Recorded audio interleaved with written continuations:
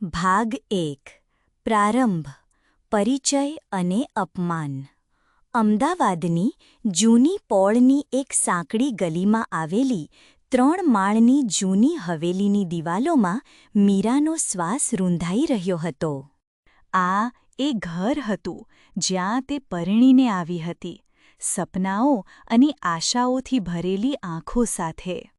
પણ હવેલીની ઊંચી દિવાલો, જાળીવાળી બારીઓ અને લાકડાના ભારે દરવાજા તેને એક સુંદર જેલ જેવા લાગતા હતા. તેના રૂમની નાની બારીમાંથી દેખાતું આકાશ પણ જાણે કોઈના નિયંત્રણમાં હોય તેવું લાગતું. આજે સવારથી જ ઘરમાં એક અજીબ પ્રકારની શાંતિ હતી, પણ એ શાંતિ તોફાન પહેલાંની હતી. તેના સાસુ વસંતીબેન ઘરના મુખ્ય ઓરડામાં બેસીને કંઈક ઊંડા વિચારમાં ખોવાયેલા હતા.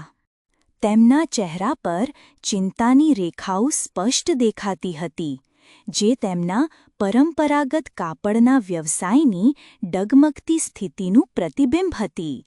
મીરાનો પતિ રોહન તૈયાર થઈને બહાર જવા માટે ઉતાવળ કરતો હતો, જાણે ઘરના તણાવથી બચવા માંગતો હોય. "મીરા, ચા મૂક," વસંતીબેનનો ભારે અવાજ ગુંજ્યો, જેમાં સત્તા અને અસંતોષ બંનેનો રણકો હતો. મીરા ચૂપચાપ રસોડામાં ગઈ. તેના હાથ આપોઆપ કામે લાગી ગયા, પણ તેનું મન તેના નાના રૂમમાં પડેલા અધૂરા બાંધણીના દુપટ્ટા પર હતું. કચ્છની દીકરી મીરાના લોહીમાં કળા વહેતી હતી. તેના હાથમાં રંગો અને દોરાઓ જાણે જીવંત થઈ ઉઠતા. પણ આ ઘરમાં તેની કળાને નકામો સમય બગાડ ગણવામાં આવતી. સાંજ પડી, ઘરમાં મહેમાનોની અવરજવર શરૂ થઈ.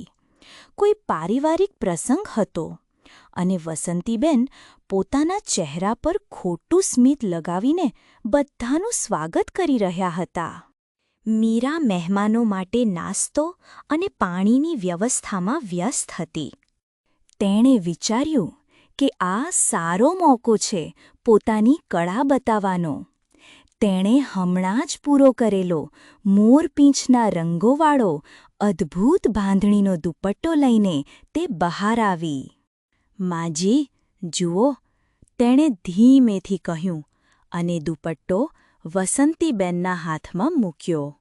બધા મહેમાનોની નજર એ દુપટ્ટા પર પડી, જેની સુંદરતા આંખોને આંજી દે તેવી હતી. પણ એ જ ક્ષણે વસંતીબેનનો ચહેરો ગુસ્સાથી લાલ થઈ ગયો. તેમને સવારથી જ એક મોટો ઓર્ડર હાથમાંથી ગયો હોવાના સમાચાર મળ્યા હતા. તેમનો બધો ગુસ્સો અને હતાશા મીરા પર ઉતરી. "આ શું છે?" તેમણે દુપટ્ટાને હાથમાં મસળીને કહ્યું. "આ રંગરોગાનથી ઘર નથી ચાલતું. આનાથી આપણી પેઢીઓની ઇજ્જત નથી સચવાતી." એમ કહીને બધાની સામે તેમણે દુપટ્ટાને ખેંચીને ફાડી નાખ્યો અને તેને એક ખૂણામાં ફેંકી દીધો. "આવા નકામા કામોએ જ આપણો ધંધો ડૂબાડ્યો છે," તે ચીસ પાડીને બોલ્યા. આખો ઓરડો સ્તબ્ધ થઈ ગયો. મહેમાનોની દયાભરી નજરો મીરા પર મંડરાઈ રહી હતી. રોહને નીચું જોઈ લીધું, જાણે તેણે કંઈ જોયું જ ન હોય.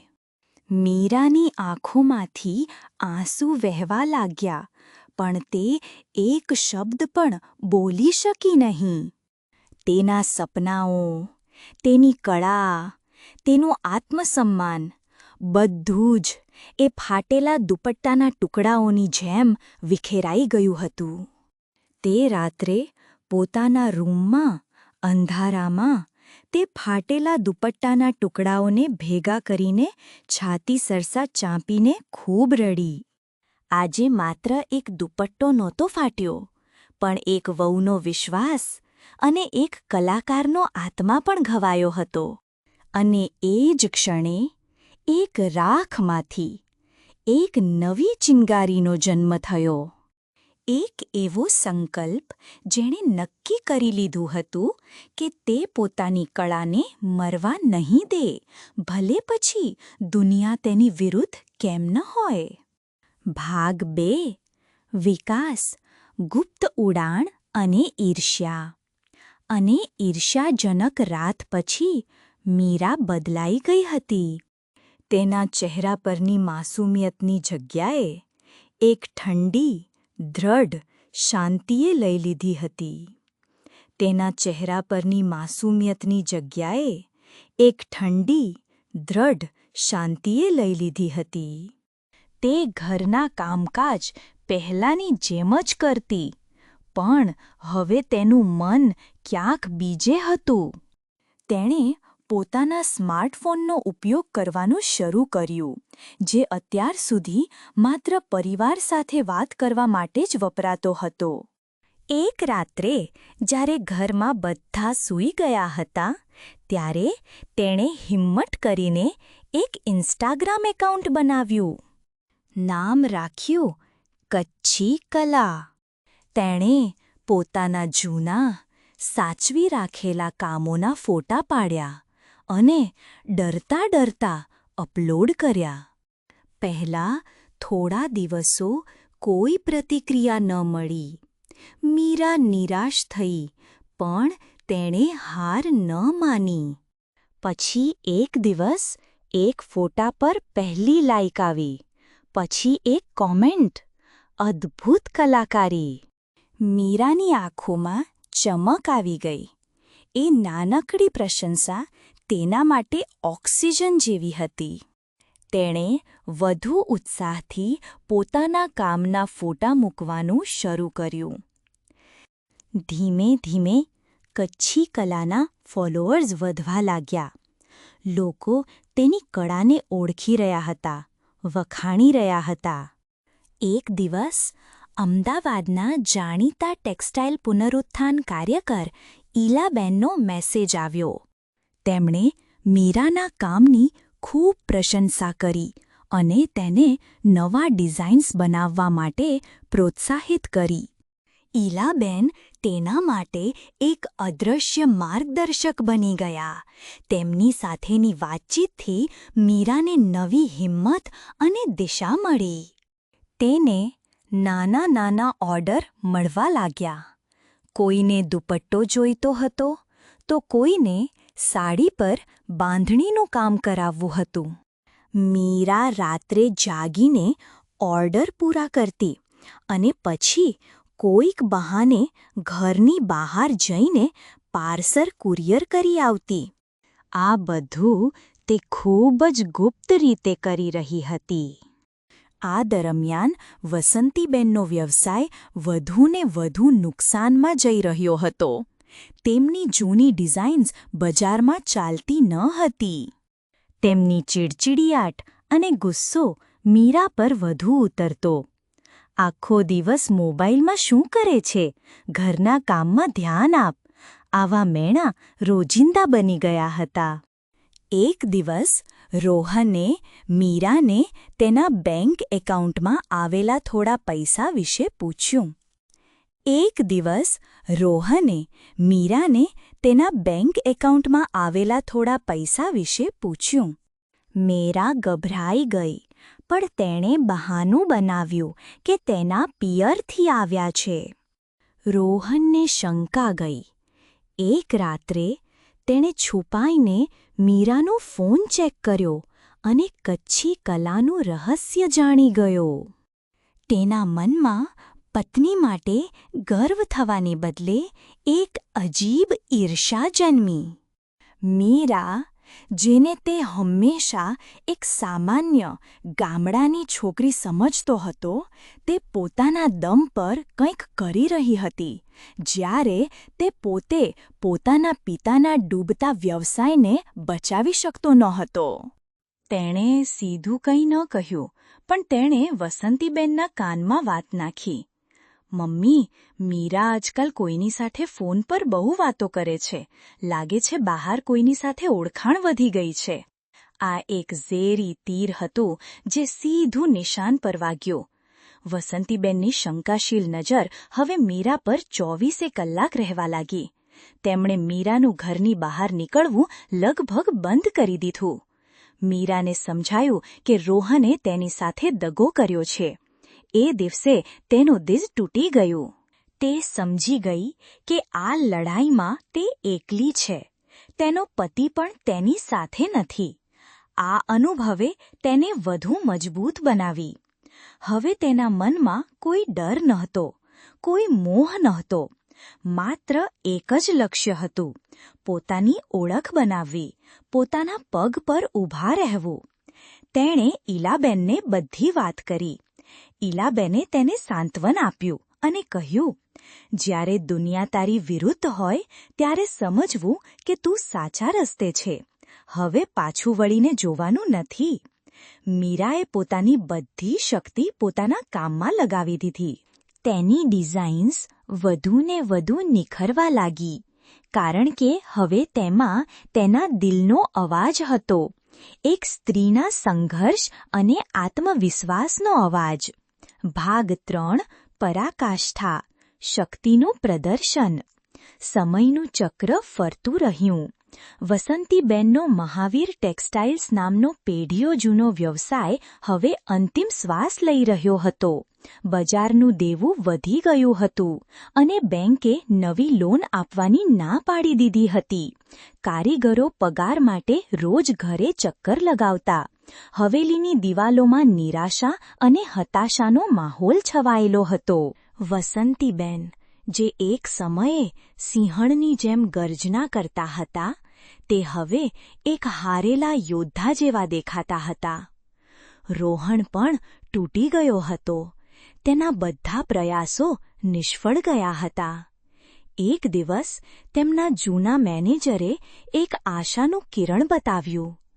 મુંબઈની એક મોટી ફેશન બ્રાન્ડ આવરણ અમદાવાદમાં નવા કલાકારો સાથે જોડાવા માંગતી હતી. તેમની એક ટીમ શહેરમાં આવી રહી હતી. જો આવરણ સાથે કરાર થઈ જાય તો મહાવીર ટેક્સટાઇલ્સ બચી શકે તેમ હતું. આ તેમના માટે છેલ્લો મોકો હતો. વસંતીબેન અને રોહને પોતાની બધી તાકાત લગાવી દીધી. તેમણે આવરણની ટીમને મળવા માટે સમય માંગ્યો, પણ આવરણ તરફથી એક વિચિત્ર શરત મૂકવામાં આવી. તેમણે કહ્યું કે તેઓ મહાવીર ટેક્સટાઇલ સાથે વાત કરવા તૈયાર છે, પણ તેમની એક શરત છે. તેઓ ઇન્સ્ટાગ્રામ પર કચ્છી કલા નામના એક પેજથી ખૂબ પ્રભાવિત થયા છે અને તેઓ ઈચ્છે છે કે એ કલાકાર પણ આ પ્રોજેક્ટનો ભાગ બને. વસંતીબેન અને રોહન મૂંઝવણમાં મુકાઈ ગયા. તેમણે કચ્છી કલા નામ ક્યારેય સાંભળ્યું ન હતું. તેમણે એ પેજને શોધવા માટે દિવસ રાત એક કરી દીધા, પણ કલાકારની કોઈ ઓળખ મળી નહીં. તેમણે કચ્છી કલા પેજ પર ઘણા મેસેજ કર્યા, પણ કોઈ જવાબ ન મળ્યો. મીરા આ બધું ચૂપચાપ જોઈ રહી હતી. તે જાણતી હતી કે આ તેની ક્ષણ છે, જેની તે મહિનાઓથી રાહ જોઈ રહી હતી. તેણે જાણી જોઈને કોઈ જવાબ ન આપ્યો. છેવટે મીટિંગનો દિવસ આવી પહોંચ્યો. આવરણની ટીમે શહેરની એક 5 સ્ટાર હોટેલના કોન્ફરન્સ રૂમમાં મીટિંગ રાખી હતી. વસંતીબેન અને રોહન પોતાના શ્રેષ્ઠ કપડાં પહેરીને ફાઇલોના થપ્પા સાથે તણાવગ્રસ્ત ચહેરે ત્યાં પહોંચ્યા. તેઓ આવરણની ટીમને સમજાવવાનો પ્રયત્ન કરી રહ્યા હતા કે તેઓ કચ્છી કલા વગર પણ આ પ્રોજેક્ટ કરી શકે છે. આવરણના મુખ્ય ડિઝાઇનરે સ્પષ્ટ કહ્યું, અમને માફ કરજો, પણ કચ્છી કલાની સૃજનાત્મકતા વગર અમને આ પ્રોજેક્ટમાં રસ નથી. તેમની કળામાં એક નવીનતા અને આત્મા છે જે અમે શોધી રહ્યા છીએ. વસંતીબેન અને રોહનના ચહેરા પર નિરાશા છવાઈ ગઈ. તેમને લાગ્યું કે બધું ખતમ થઈ ગયું. અને એ જ ક્ષણે કોન્ફરન્સ રૂમનો દરવાજો ખુલ્યો. મીરા અંદર પ્રવેશી. તેણે એક સુંદર, જાતે ડિઝાઇન કરેલી બાંધણીની સાડી પહેરી હતી. તેના ચહેરા પર ગભરાટ નહીં પણ આત્મવિશ્વાસની ચમક હતી. તેની પાછળ ઈલાબેન પણ હતા, જેમના ચહેરા પર ગર્વનું સ્મિત હતું. વસંતીબેન અને રોહન પોતાની આંખો પર વિશ્વાસ ન કરી શક્યા. તેઓ સ્તબ્ધ થઈને મીરાને જોઈ રહ્યા, જાણે કોઈ ભૂત જોઈ લીધું હોય. તું અહીં શું કરે છે? રોહનના મોંમાંથી માંડ શબ્દો નીકળ્યા. આવરણના ડિઝાઇનર ઊભા થયા અને મીરા સાથે હાથ મિલાવતા બોલ્યા, તો તમે જ છો કચ્છી કલાના કલાકાર. અમે તમારા કામના મોટા પ્રશંસક છીએ. આખો રૂમ મૌન થઈ ગયો. વસંતીબેનને લાગ્યું કે જાણે ધરતી ફાટી રહી છે અને તે તેમાં સમાઈ રહ્યા છે. જે વહુને તેઓ નકામી, ગામડિયાણ અને ઘરના ખૂણામાં રહેવા લાયક સમજતા હતા, તે આજે તેમની નિયતિનો નિર્ણય કરવા માટે તેમની સામે ઊભી હતી. મીરા પોતાની જગ્યાએ બેઠી. તેણે વસંતીબેન કે રોહન તરફ એક નજર પણ ન નાખી. તેણે પ્રોફેશનલ અંદાજમાં પોતાની વાત શરૂ કરી. મેં આવરણ અને મહાવીર ટેક્સટાઇલ્સના સંભવિત જોડાણનો અભ્યાસ કર્યો છે. તેણે એક પ્રેઝન્ટેશન રજૂ કર્યું, જેમાં બજારનું વિશ્લેષણ, નવી ડિઝાઇનનો પ્રસ્તાવ અને ભવિષ્યની યોજનાઓ હતી. તેનો અવાજ સ્થિર અને સ્પષ્ટ હતો. તેણે કહ્યું, આ જોડાણ શક્ય છે, પણ મારી કેટલીક શરતો છે. તેણે પ્રસ્તાવ મૂક્યો. એક નવી કંપની બનાવવામાં આવશે, આવરણ કચ્છી કલા, જેમાં મહાવીર ટેક્સટાઇલ્સ ઉત્પાદન ભાગીદાર રહેશે, પણ સર્જનાત્મક અને વ્યાપારી નિર્ણયો લેવાનો સંપૂર્ણ અધિકાર મારી પાસે રહેશે. વસંતીબેન ગુસ્સાથી કંઈક બોલવા ગયા, પણ આવરણના વકીલે તેમને અટકાવ્યા. અમને આ શરતો મંજૂર છે. નિર્ણય તમારો છે. કાં તો આ પ્રસ્તાવ સ્વીકારો અથવા અમે કોઈ બીજા ભાગીદાર શોધી લઈશું. વસંતીબેન અને રોહન પાસે કોઈ વિકલ્પ ન હતો. હાર માનીને ધ્રુજતા હાથે તેમણે કરાર પર સહી કરવી પડી. એક ક્ષણે સત્તાનું સમીકરણ સંપૂર્ણપણે બદલાઈ ગયું હતું. જેલના સળિયા તૂટી ગયા હતા અને પિંજરામાં કેદ પક્ષી આકાશમાં ઉડવા માટે આઝાદ હતું. ભાગ 4. અંત, મુક્તિ અને નવી શરૂઆત. કરાર પર સહી થયાના બીજા જ દિવસે મીરાએ પોતાનો સામાન પેક કર્યો. તેણે હવેલીમાંથી માત્ર પોતાના કપડાં અને કળાનો સામાન લીધો. બીજું કંઈ પણ તેણે સ્પર્શ સુદ્ધા ન કર્યું.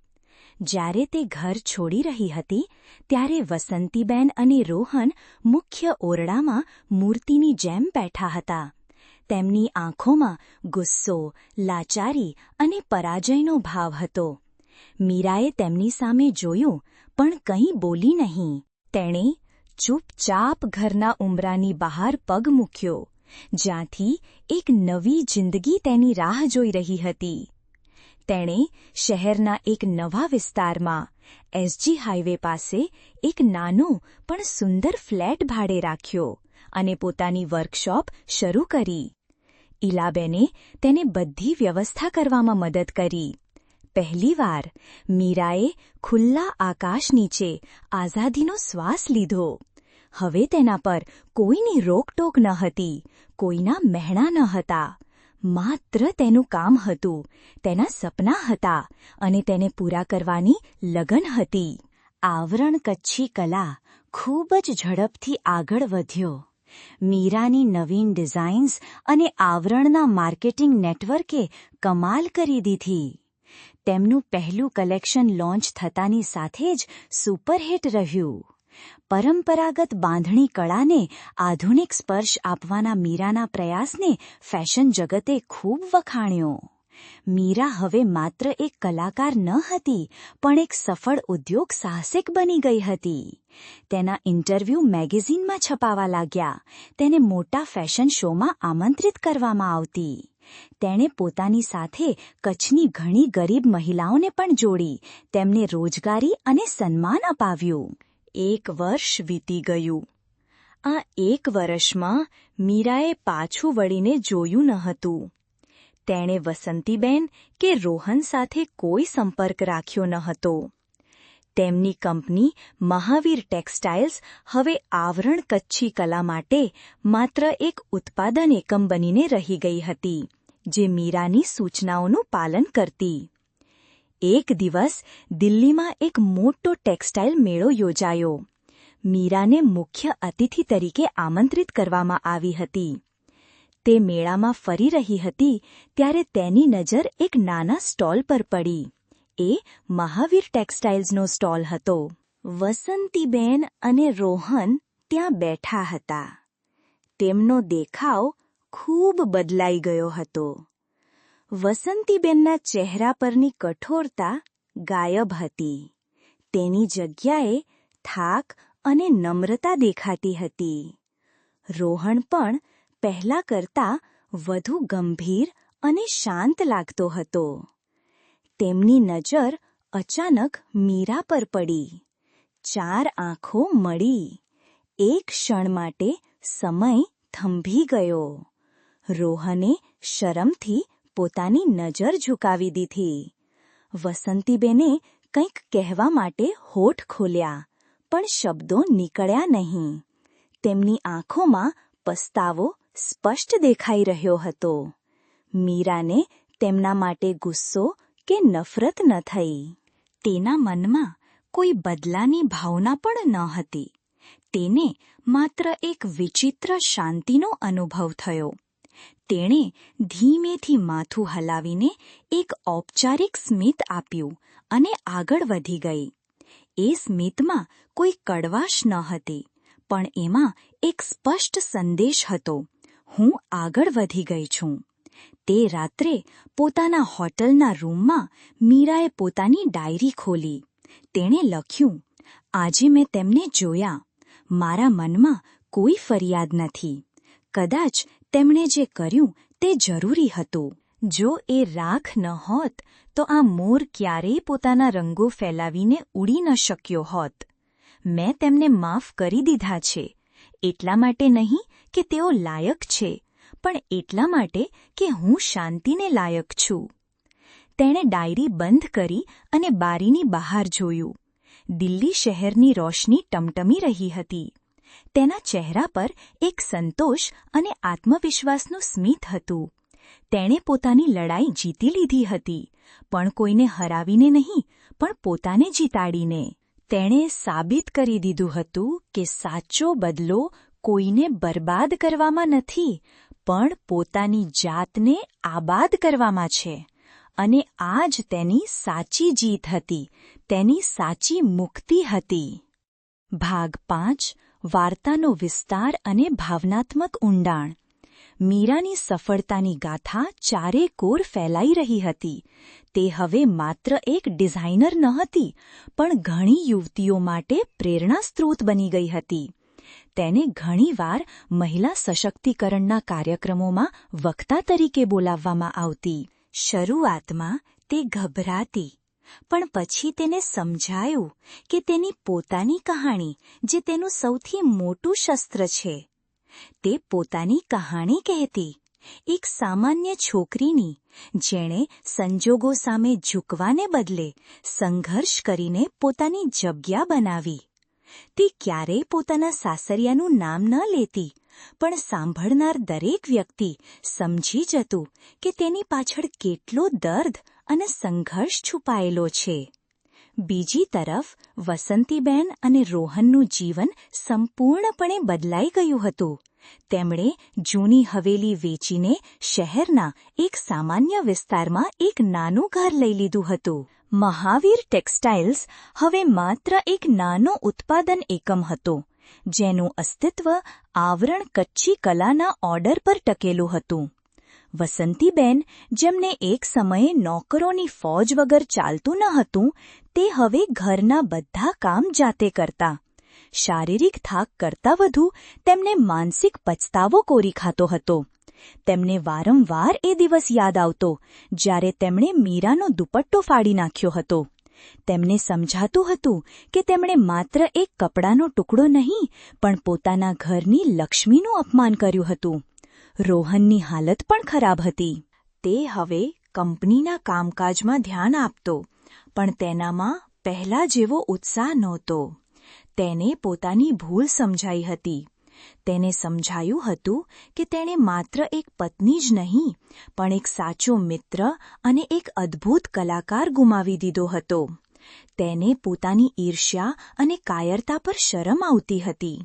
તે ઘણીવાર રાત્રે છુપાઈને કચ્છી કલાનું ઇન્સ્ટાગ્રામ પેજ જોતો. મીરાના હસતા ચહેરાવાળા ફોટા જોઈને તેની છાતીમાં એક દર્દનું મોજું ઉઠતું. એક દિવસ રોહને હિંમત કરીને મીરાને ફોન કર્યો. મીરાએ ફોન ઉપાડ્યો. તેનો અવાજ શાંત અને પ્રોફેશનલ હતો. Hello, Meera Desai speaking. રોહનના ગળામાં ડૂમો ભરાઈ ગયો. જે મીરા ક્યારેક તેના નામનો ટહકો કરતી, તે આજે તેને અટકથી બોલાવી રહી હતી. મીરા, હું રોહન. તે માંડ બોલી શક્યો. બોલો મિસ્ટર શાહ, કોઈ કામ હતું? મીરાના અવાજમાં કોઈ ભાવના ન હતી. મારે માફી માંગવી હતી. મેં તારી સાથે જે કર્યું તે માટે હું દિલગીર છું. મીરા થોડીવાર ચૂપ રહી. પછી તેણે ધીમેથી કહ્યું, ભૂતકાળને ભૂલી જવામાં જ ભલાઈ છે મિસ્ટર શાહ. મારી પાસે હવે એ બધું યાદ કરવાનો સમય નથી. આશા છે કે તમે પણ આગળ વધશો. એમ કહીને તેણે ફોન કાપી નાખ્યો. રોહનના હાથમાંથી ફોન છટકી ગયો. તે સમજી ગયો કે કેટલાક દરવાજા હંમેશ માટે બંધ થઈ જાય છે. એ જ સાંજે મીરા પોતાની વર્કશોપમાં બેઠી હતી. તેની સામે કચ્છની એક યુવાન છોકરી બેઠી હતી, જેની આંખોમાં સપના હતા. મીરા તેને બાંધણીની કળા શીખવી રહી હતી. યાદ રાખજે, મીરાએ કહ્યું, તારી કળા એ તારી તાકાત છે. દુનિયા ભલે તેની કિંમત ન સમજે, પણ તું ક્યારેય પોતાની જાતને ઓછી ન આંકતી. એ છોકરીની આંખોમાં મીરાને પોતાનું પ્રતિબિંબ દેખાયું. તેને સમજાયું કે સફળતાનો સાચો અર્થ પૈસા કે પ્રસિદ્ધિ નથી, પણ પોતાની જાતને શોધીને બીજાના જીવનમાં સકારાત્મક પરિવર્તન લાવવું છે. તેણે રોહનના ફોન વિશે વિચાર્યું. તેને દુઃખ ન થયું, પણ તેને સમજાયું કે માફી આપવી સહેલી છે, પણ વિશ્વાસ ફરીથી કરવો અશક્ય છે. તેણે પોતાની ડાયરીમાં લખ્યું, કેટલાક સંબંધો કાચ જેવા હોય છે. એકવાર તૂટ્યા પછી તેને જોડી શકાય છે, પણ તિરાડો હંમેશા રહી જાય છે. અને ક્યારેક એ તિરાડો સાથે જીવવા કરતાં તેને સન્માનભેર છોડી દેવું વધુ સારું છે. ભાગ 6. પરાકાષ્ઠાનું પુનરાવર્તન અને અંતિમ નિર્ણય. દિવાળીનો તહેવાર નજીક હતો. અમદાવાદ શહેર રોશનીથી ઝગમગી રહ્યું હતું. આવરણ કચ્છી કલાએ દિવાળી માટે એક ખાસ કલેક્શન લોન્ચ કર્યું હતું, જેનું નામ હતું પુનર્જન્મ. આ કલેક્શન એ સ્ત્રીઓને સમર્પિત હતું, જેમણે જીવનના અંધકારમાંથી બહાર આવીને પોતાની નવી ઓળખ બનાવી હતી. કલેક્શનને પ્રમોટ કરવા માટે એક ભવ્ય ફેશન શોનું આયોજન કરવામાં આવ્યું હતું. મીરા શો સ્ટોપર તરીકે રેમ્પ પર ચાલવાની હતી. આ મીરા માટે એક મોટી ક્ષણ હતી. બીજી તરફ વસંતીબેનની તબિયત લથડી રહી હતી. ડોક્ટરે કહ્યું હતું કે તેમને હૃદયની બીમારી છે અને તેમને ઓપરેશનની જરૂર પડશે. ઓપરેશનનો ખર્ચ ખૂબ મોટો હતો, જે રોહનની પહોંચની બહાર હતો. તેણે ઘણા લોકો પાસે મદદ માંગી, પણ કોઈએ તેની મદદ ન કરી. તે સંપૂર્ણપણે લાચાર અને હતાશ થઈ ગયો હતો. તેને ખબર હતી કે હવે માત્ર એક જ વ્યક્તિ છે જે તેમની મદદ કરી શકે છે, મીરા. પણ તે કયા મોઢે તેની પાસે મદદ માંગવા જાય? ફેશન શોની રાત્રે રોહન હિંમત કરીને એ હોટેલ પહોંચ્યો જ્યાં શો યોજાઈ રહ્યો હતો. તેની પાસે પાસ ન હતો, તેથી સિક્યોરિટીએ તેને અંદર જવા ન દીધો. તે બહાર ઊભો રહીને મોટી સ્ક્રીન પર શો જોઈ રહ્યો હતો. જ્યારે મીરા રેમ્પ પર આવી ત્યારે આખો હોલ તાળીઓના ગડગડાટથી ગુંજી ઉઠ્યો. તેણે સોનેરી અને લાલ રંગની અદ્ભુત સાડી પહેરી હતી. તેના ચહેરા પરનું તેજ અને આત્મવિશ્વાસ કોઈ દેવી જેવો લાગતો હતો. રોહનની આંખોમાં આંસુ આવી ગયા. તેને પોતાની અને મીરાની પહેલી મુલાકાત યાદ આવી.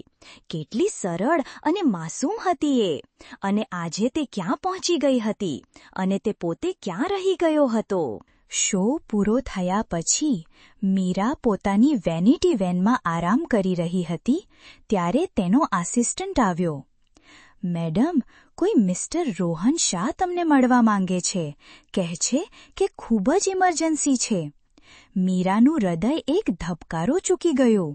તેણે રોહનને અંદર બોલાવ્યો. રોહનનો ચહેરો ઉતરી ગયો હતો. તેણે ધ્રુજતા અવાજે વસંતીબેનની બીમારી અને ઓપરેશન વિશે બધું કહ્યું. હું જાણું છું કે મારો કોઈ હક નથી, તે રડમસ અવાજે બોલ્યો, પણ મમ્મીની જિંદગીનો સવાલ છે. હું તારી પાસે ભીખ માંગુ છું મીરા. કૃપા કરીને અમારી મદદ કર. મીરા ચૂપચાપ સાંભળતી રહી. તેના મનમાં એક સંઘર્ષ ચાલી રહ્યો હતો.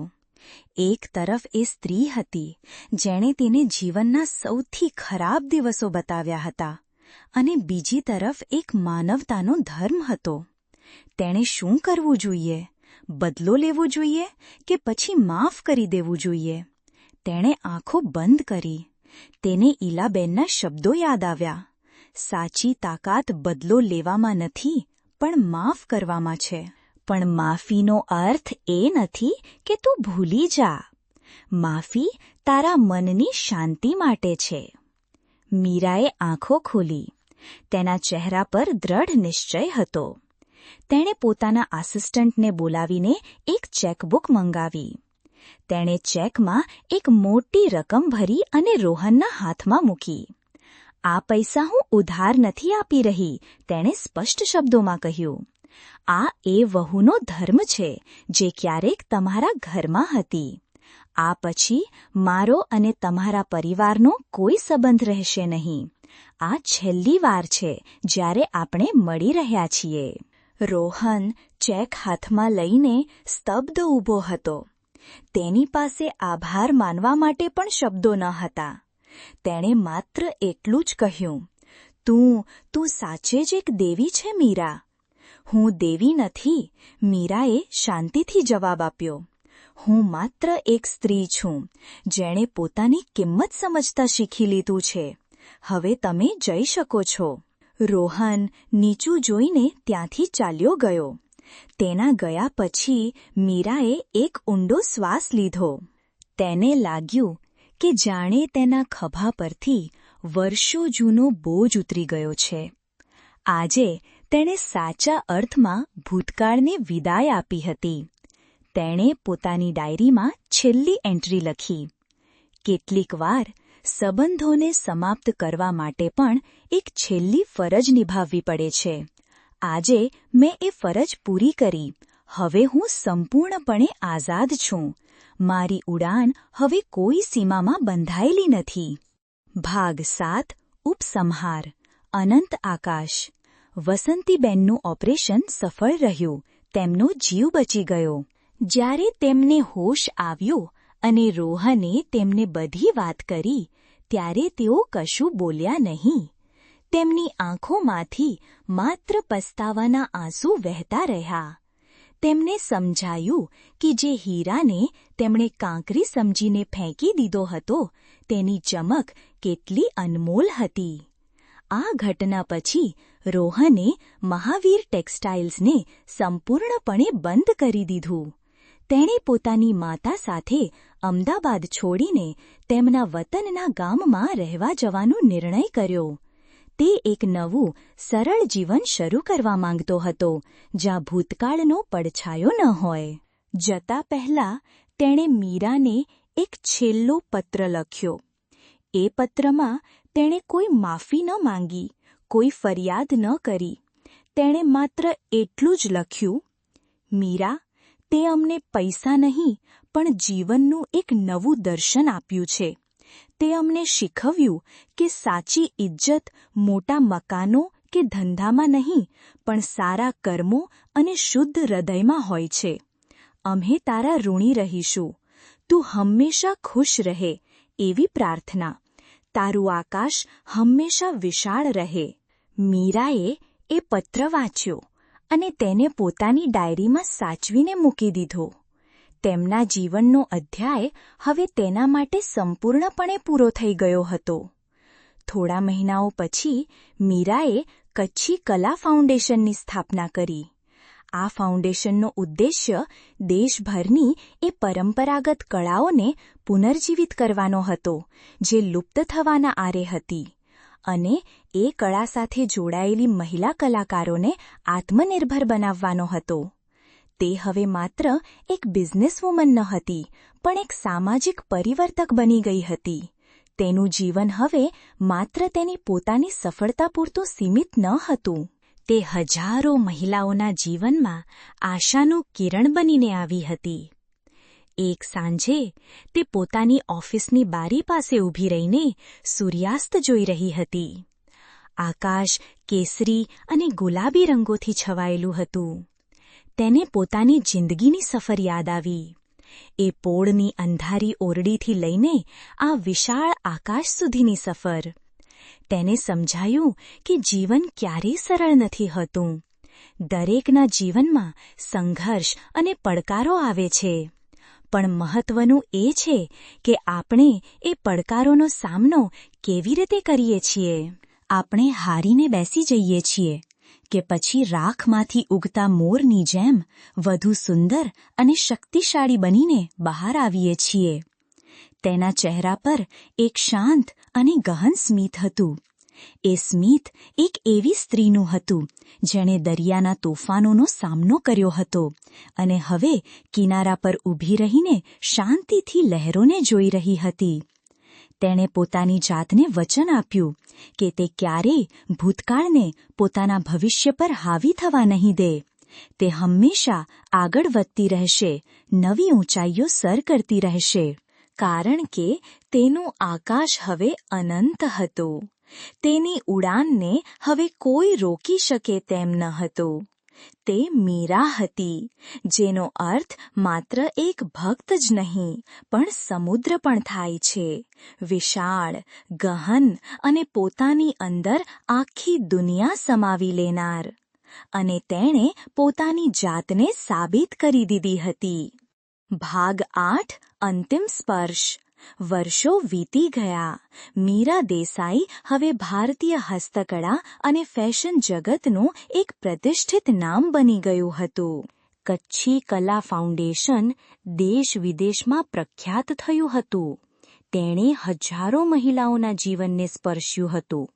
તેમને માત્ર આર્થિક રીતે જ નહીં, પણ સામાજિક અને માનસિક રીતે પણ સશક્ત બનાવી હતી. એક દિવસ તે લંડનમાં એક આંતરરાષ્ટ્રીય કળા પ્રદર્શનમાં ભાગ લેવા ગઈ હતી. તેનું ભાષણ સાંભળવા માટે મોટો હોલ ખીચોખીચ ભરેલો હતો. જ્યારે તેણે પોતાની સફર વિશે વાત કરી ત્યારે લોકોની આંખો ભીની થઈ ગઈ. કાર્યક્રમ પછી એક યુવાન પત્રકારે તેને પૂછ્યું, મેડમ, તમે તમારી જિંદગીમાં આટલી બધી નકારાત્મકતાનો સામનો કર્યો, શું તમને ક્યારે બદલો લેવાનો વિચાર ન આવ્યો? મીરાએ સ્મિત સાથે જવાબ આપ્યો, શ્રેષ્ઠ બદલો એ છે કે તમે એવા બની જાઓ જેવું તમારા દુશ્મનોએ ક્યારેય વિચાર્યું પણ ન હોય. જ્યારે તમે તમારી ખુશી અને સફળતા પર ધ્યાન કેન્દ્રિત કરો છો ત્યારે બદલા જેવી નકારાત્મક ભાવનાઓ માટે કોઈ જગ્યા જ નથી રહેતી. મારી સફળતા જ મારો જવાબ છે. એ જ સમયે ભારતના એક નાના ગામમાં એક વૃદ્ધાશ્રમમાં વસંતીબેન શાંતિથી પોતાનો સમય પસાર કરી રહ્યા હતા. રોહને તેમને ત્યાં મૂક્યા હતા કારણ કે તે પોતે એક નાની નોકરી કરતો હતો અને તેમની દેખભાળ કરી શકે તેમ ન હતો. વસંતીબેન હવે મોટા ભાગે મૌન રહેતા. તેઓ કલાકો સુધી બારીની બહાર જોયા કરતા. ક્યારેક તેમના હાથમાં એક જૂનો ફાટેલો રેશમી દુપટ્ટો રહેતો, જેના ટુકડાઓને તેમણે સાચવીને રાખ્યા હતા. તેઓ તેને જોતા અને તેમની આંખોમાંથી આંસુ વહેતા. રોહન દર રવિવારે તેમને મળવા આવતો. તેમના જીવનમાં હવે કોઈ મોટી આકાંક્ષાઓ ન હતી, માત્ર એક શાંત પસ્તાવો હતો. તેમણે જે ગુમાવ્યું હતું તે હવે ક્યારેય પાછું મળી શકે તેમ ન હતું. મીરાને આ બધા વિશે કોઈ જાણ ન હતી અને તે જાણવા પણ માંગતી ન હતી. તેનું જીવન હવે ખૂબ આગળ વધી ગયું હતું. તેણે સાબિત કરી દીધું હતું કે એક સ્ત્રી જ્યારે પોતાની શક્તિને ઓળખે છે ત્યારે તે કંઈ પણ કરી શકે છે. તે માત્ર પોતાનું જ નહીં પણ બીજા હજારો લોકોનું જીવન બદલી શકે છે. વાર્તાનો અંત કોઈ નાટકીય મુલાકાત કે માફીના દ્રશ્યથી નથી થતો. વાર્તાનો અંત મીરાના શાંત, આત્મવિશ્વાસુ ચહેરા પર થાય છે, જે પેરિસના એક કાફેમાં બેસીને પોતાની આગામી કલેક્શનની ડિઝાઇન બનાવી રહી છે. તેના ચહેરા પર ભૂતકાળનો કોઈ પડછાયો નથી, માત્ર વર્તમાનની સર્જનાત્મકતા અને ભવિષ્યના અનંત સપના છે. તે એક મોર હતી જે ખરેખર રાખમાંથી ઉગી હતી અને હવે તેના રંગોથી આખી દુનિયાને રંગી રહી હતી.